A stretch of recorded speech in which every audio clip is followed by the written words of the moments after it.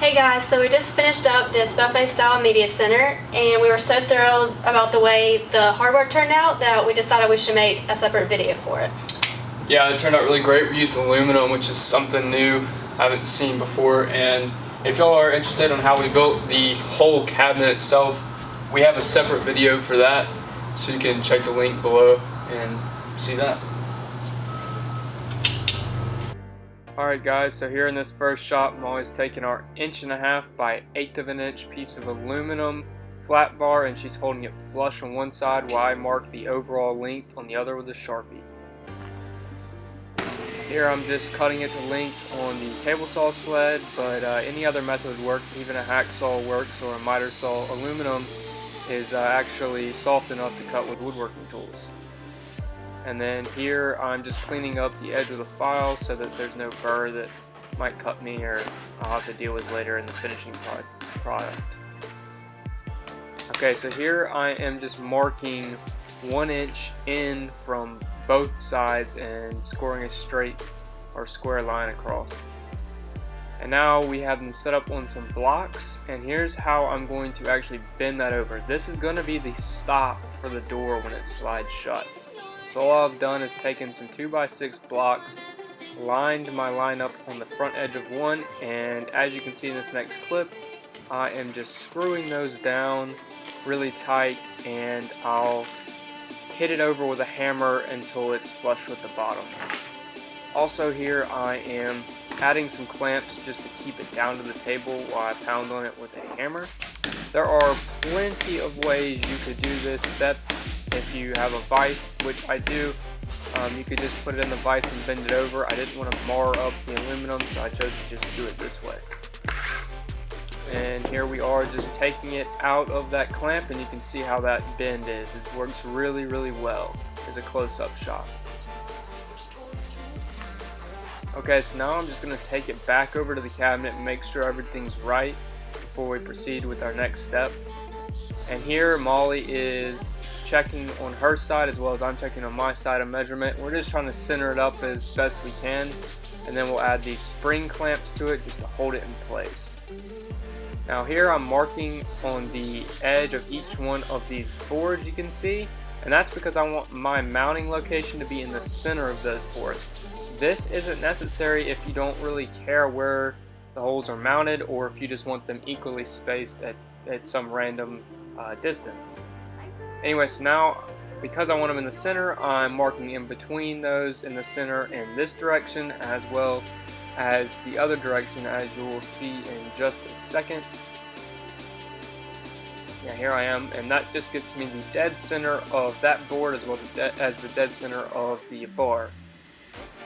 And here's a little bit of our celebration for our 1,000 subscribers. Again, thanks everyone who's new to the channel. We really appreciate it. Okay, so now back to the build. We are just drilling a hole through, and for our build, because they're such small doors, we are just using standard wood screws to hold our track on. Now, if you're using a full-size door, I'd highly recommend you use lag bolts. So these holes are going to be bigger to accommodate those. Also, off camera, I countersink these just to make it look a little bit nicer, and so that the screw head will sit flush with the aluminum.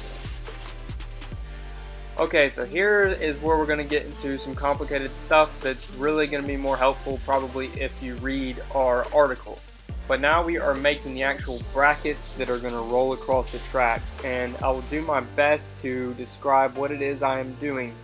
And as you can see, I'm just kind of laying it all out, and I'm really a visual person, so I'm using all my pieces as a reference as I lay this out. Here in a second you'll get a closer up shot, and I'll kind of explain what it is that we're doing.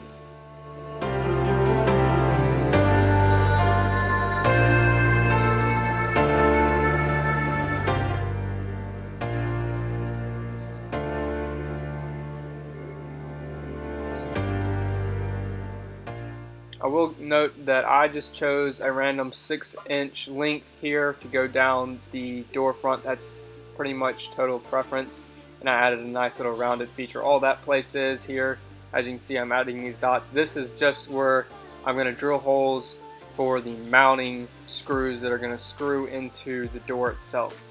Now this piece here, this represents the track. So the piece that we just made that's going to go on top, it's just an offcut piece of that. So here I'm lining it up and I'm leaving about 1/8 of an inch gap above the door, and that's so that it doesn't hit the door as the door moves across. And then obviously my wheel is going to sit on top of that. So I'll put my wheel down. I mark the width of my wheel here. And then, so this middle spot is where we're actually going to bend this aluminum over. So I need to just leave enough room for a bend. I think I did about 1 inch or 3/4 of an inch. It was really just an eyeball guess. And then I move the wheel again to the other side of that line, and I just drew the same arc as the wheel that we have.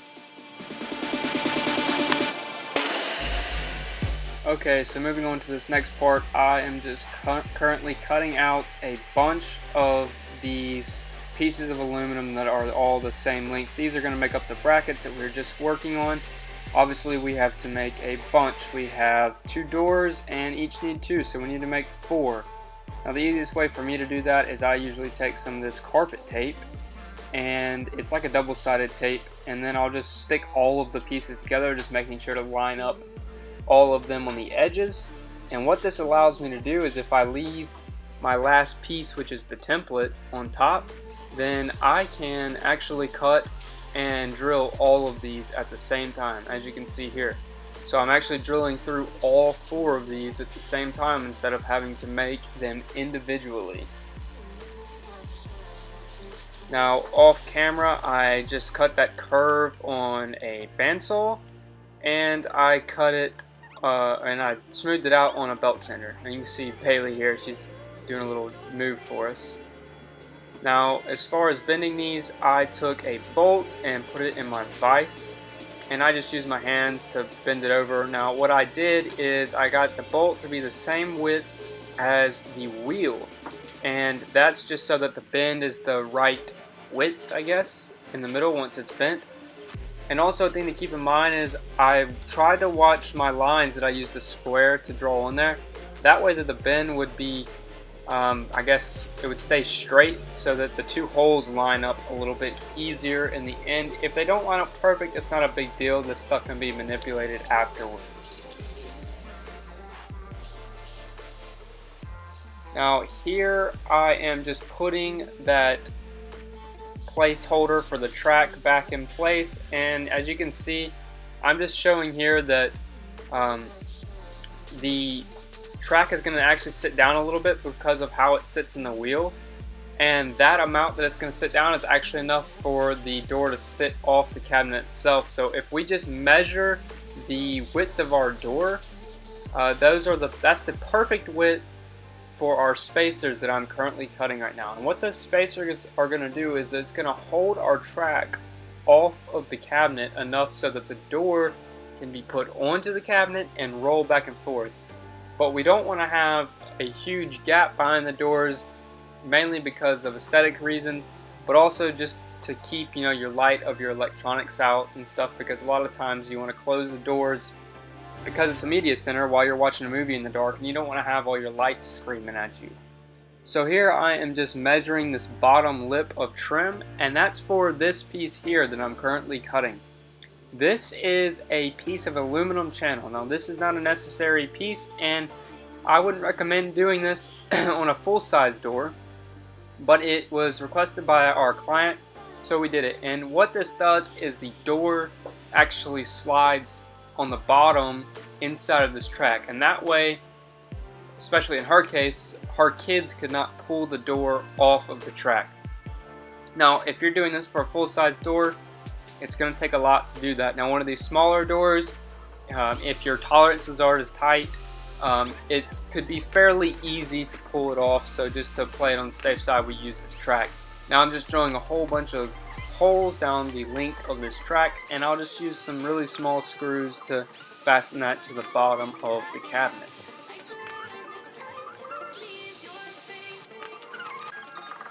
One thing to keep in mind, I did flip this back over, and I used countersink just to clean it up and take the burr off. And here you can see I am screwing it in And as always, Bailey loves to help.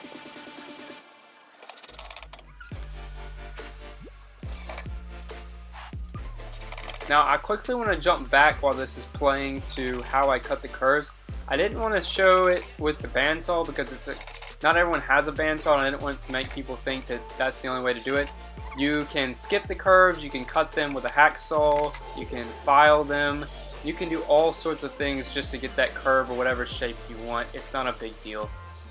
Okay, so now what me and Molly did was we put our track piece back on the cabinet, and we did our same method of kind of measuring back and forth and clamping. And now, as you can see, I'm just drilling holes straight through the holes that we drilled. This way, when we go to put it back on, it's a whole lot easier to line up.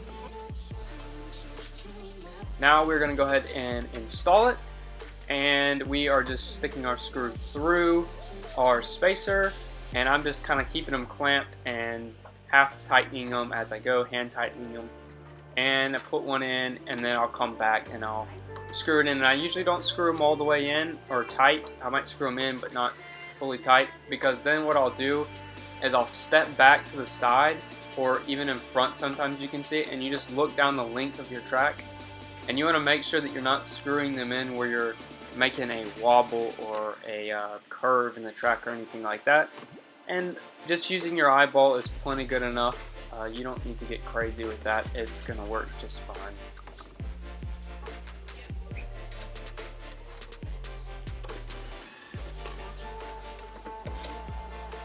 So now I'm going to go back and I'm going to cinch all those tight. And you can see a little close-up of how that works.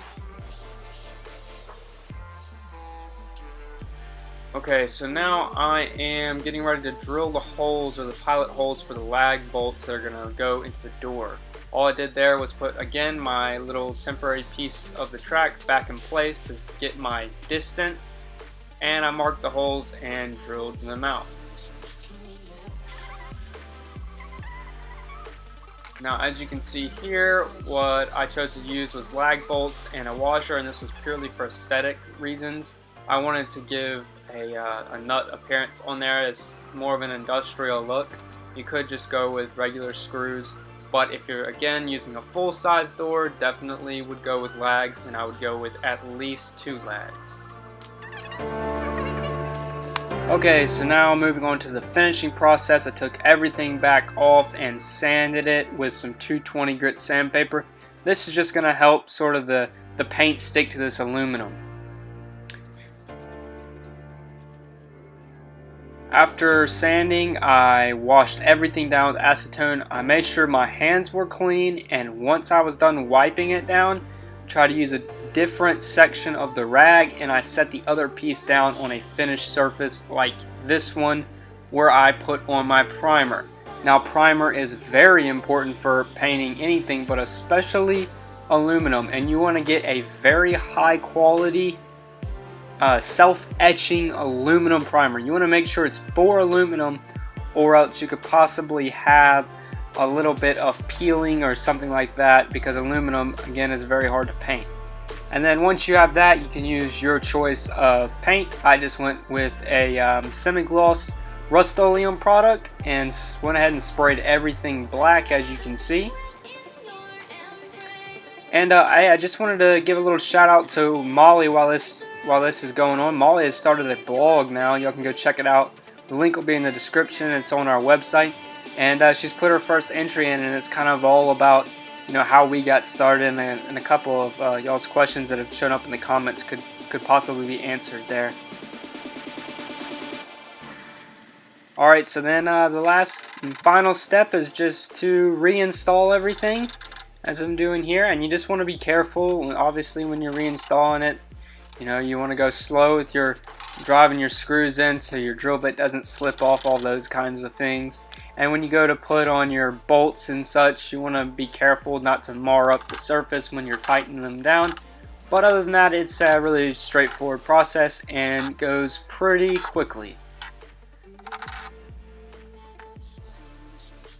Okay guys, so here is the finished product, and as you can see, it turned out really well. The doors move very easily, and me and Molly were both extremely excited about how well this turned out. And so the reason for going with aluminum for us was in our local area we have to buy a $200 minimum and drive an hour to get any steel. And not to mention there is a lot of home centers for a lot of people who carry aluminum, and so it's fairly easily accessible, and it's really easy to work with. You can use any type of woodworking tool. Well guys, if you liked this video, please give it a thumbs up. It lets us know if you really enjoyed it, or if you'd like to see something else, leave us a comment. And if you are more interested on how we built this, we're gonna have a set of plans available, and it'll just kind of be in conjunction with this video and help you further understand a few of the steps that are more complicated. Alright guys, thanks, and I hope to see you next week.